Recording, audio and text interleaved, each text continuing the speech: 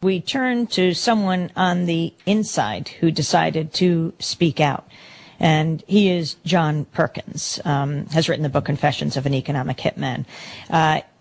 He came into our studios to talk about his former work going into various countries to try to strong-arm leaders and to creating policy favorable to the U.S. government and corporations, what he called the corporatocracy. John Perkins says he was an economic hitman. And you work for? I was recruited by the National Security Agency, the one that's in the news so much today because of spying on people. And I was tested by them, recruited by them. What do you mean you were recruited by them?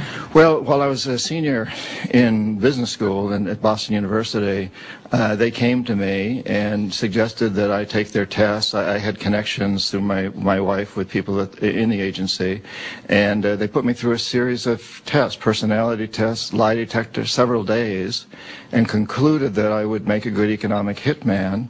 And they also discovered a number of weaknesses in my character, which they could use then to hook me into the business.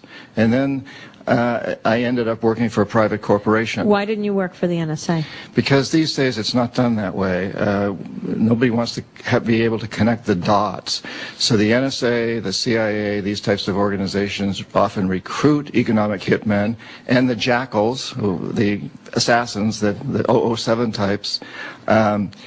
But they will recruit us, maybe train us, and then turn us over to a private corporation so that you really can't make the connection. So that if I were caught at what I was doing in one of these countries, it would not reflect on our government. It would only reflect on the corporation that I worked for. And who did you work for? I worked for a company called Charles T. Main, a big consulting firm out of Boston. And your job? Well, I started off as economist, became chief economist, and my job, really, I had a staff of several dozen people. My job was to get them and for me to convince these countries to accept these very large loans, to get the banks to make the loans, to set up the deal so that the money went to big U.S. corporations. The country was left holding a huge debt, and then I would go in, or one of my people would go in and say, look, you know, you owe us all this money, you can't pay your debts, give us that pound of flesh. The other thing we do, Amy, and what's going on right now in Latin America, is that as soon as one of these anti-American presidents is elected, such as Evo Morales, who you mentioned in Bolivia, one of us goes in and says, hey, congratulations, Mr. President.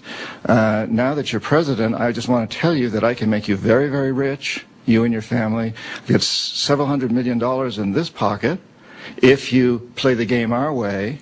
If you decide not to, over in this pocket I've got a gun with a bullet with your name on it in case you decide to keep your campaign promises and throw us out. Well, explain actually how that plays out, because it's not really in this pocket. No, it's what I'm saying is that, you know, I can make sure that this man makes a great deal of money, he and his family, through contracts, through various quasi-legal means. And I can also, if he doesn't accept this, you know, the same thing's going to happen to him that happened to Jaime Roldos in Ecuador, and Omar Torrijos in Panama, and Allende in Chile, and we tried to do it to Chavez in Venezuela, and are still trying, that we will send in the people to try to overthrow him, as in fact we recently did with the president of Ecuador, or if we don't overthrow him, we will assassinate him. And these people all know the history. They know that this has happened many, many, many times in the past. Explain what happened to Torrijos, for example, in Panama, and what did you have to do with it? Well, this was back in the 70s, and Torrijos was making a lot of world headlines because he was demanding that the Panama Canal be turned back over to Panamanians. I was sent down to Panama to bring him around, to convince him that he needed to play the game our way. And he invited me to a little bungalow outside Panama City, and he said, look, you know, I know the game, and I know if I play it your way, I'll become very rich. But that's not important to me. What is important is that I help my poor people. Now, Torrijos wasn't an angel, but he was very committed to his poor people. So he said, you can either play the game my way, or you can leave this country.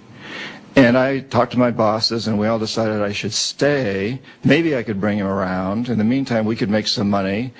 And so I stayed. But I knew the whole world was watching Torrijos because of this Panama Canal issue. And that if he didn't come around, the jackals would be likely to come in. he would set an example that others might follow. So I was very concerned. I like Torrijos, and one of the reasons I wanted to bring him around was not just because it was my job, but because I wanted to see him survive. And because he didn't come around, sure enough, he was assassinated. How? A fiery airplane crash, and afterwards there was no question that he'd been handed a tape recorder as he got on the plane that had a bomb in it. How do you know this? Well, I know the people that did the investigation afterwards, and this is pretty well documented in many places also, but I personally was aware of what went on. And of course, our official line here was that, of course, that wasn't what happened. The plane simply blew up and hit a mountain. But there was no question, and in fact, we were expecting this to happen. 3 months before this, another president, Jaime Roldos of Ecuador, who I also was involved in trying to bring around, he very strongly opposed our oil companies. Not opposed isn't the right word. What he said is oil from Ecuador has to serve the interests of the Ecuadorian people. Therefore, the oil companies are going to have to pay a lot greater share to the Ecuadorian people, or we're going to nationalize them. And he'd run on a very, very strong anti-American campaign, and we, knew that if he didn't change his ways, something would happen to him. We were in his office making the same promises. Here we've got a couple $100 million for you, or here we've got a bullet for you, basically. I mean, it's done a lot more subtly than that, but that's the short version. And 3 months before Torrijos, his airplane also exploded. And what did the investigation reveal in that case? Well, if you're talking about FBI investigations, it revealed that there was an airplane that exploded in both cases. If you're talking about local investigations and investigations that were done by many international journalists, there were explosives on those planes, both of them.